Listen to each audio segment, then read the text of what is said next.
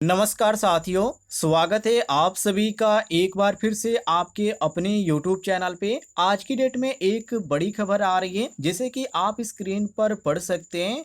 अब शादी के बाद भी बेटी का पिता की संपत्ति पर इतना अधिकार, तो ये अधिकार कितना होने वाला है, इसके बारे में आपको देने वाले हैं पूरी जानकारी डिटेल में। तो वीडियो को आप कंप्लीट देखिएगा और इस चैनल के माध्यम से ऐसी कोई भी अपडेट आती है तो आपको जानकारी मिलती है, तो वीडियो को कंप्लीट देखिएगा। साथ ही साथ आप हमारे चैनल पे नए होंगे तो चैनल को भी सब्सक्राइब कर लीजिएगा। इस तरह की अपडेट आपको इस चैनल के माध्यम से दी जाती है। अब यहाँ पे इन्होंने जो लेख जारी किया है आप यहाँ पे पढ़ सकते हैं।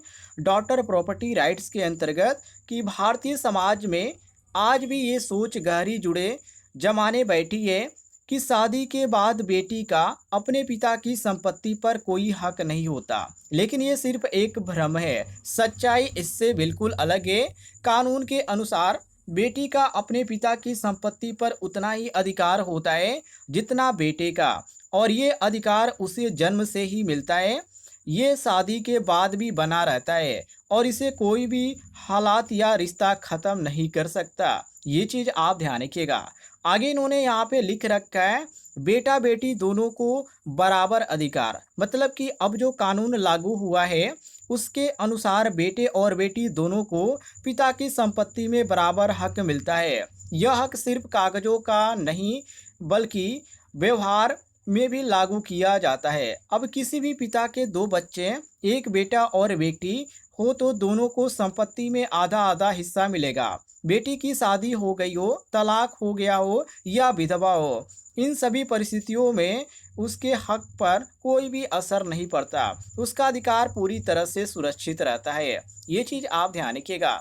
इसके बाद इन्होंने बता रखा है क्या होगा पैतृक संपत्ति में अधिकार, जिसमें इन्होंने लिख रखा है कि संपत्ति को कानून में दो तरह से बांटा गया है, पैतृक और स्वयं अर्जित। पैतृक संपत्ति वो संपत्ति होती है जो पीढ़ियों से चली आ रही है और विभाजित हो। उसमें बेटी का अधिकार जन्म से होता है और ये हक बहुत ही मजबूत होता है। पिता चाहकर भी इस अधिकार को बेटी से छीन नहीं सकता।